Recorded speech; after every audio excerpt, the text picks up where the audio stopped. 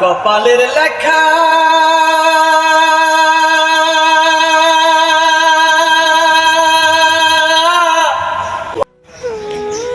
আজকে চলে এলাম ধানুয়াকাটা শরৎগঞ্জ বাজার। শরৎগঞ্জ বাজার যে সেলিম ভাইয়ের দোকানে চলে এলাম।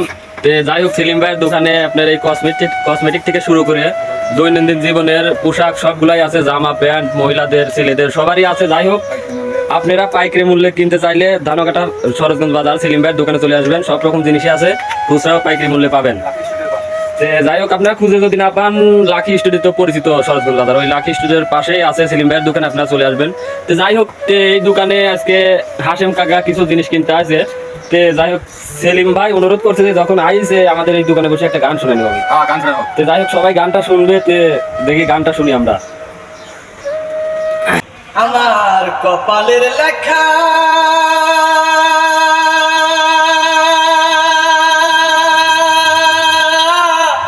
মরণের আগে বন্ধু দিল না দেখা, আমি রইলাম একা।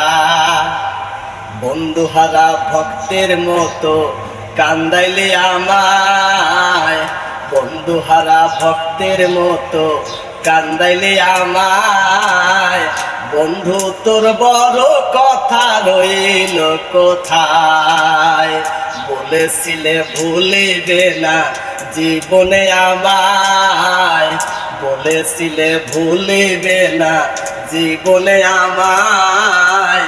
বন্ধু তোর বড় কথা রইল কোথায়, আমি কি করি এখন?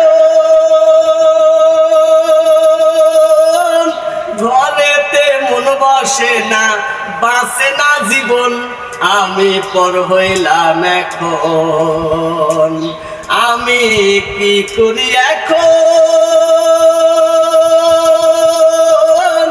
ঘরেতে মন বসে না, বাঁচে না জীবন, আমি পর হইলাম এখন।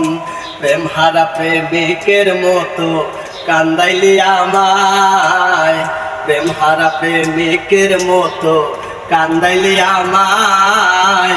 বন্ধু তোর বড় কথা রইল কোথায়, বলেছিলে ভুলিবে না জীবনে আমায়, বলেছিলে ভুলিবে না জীবনে আমায়।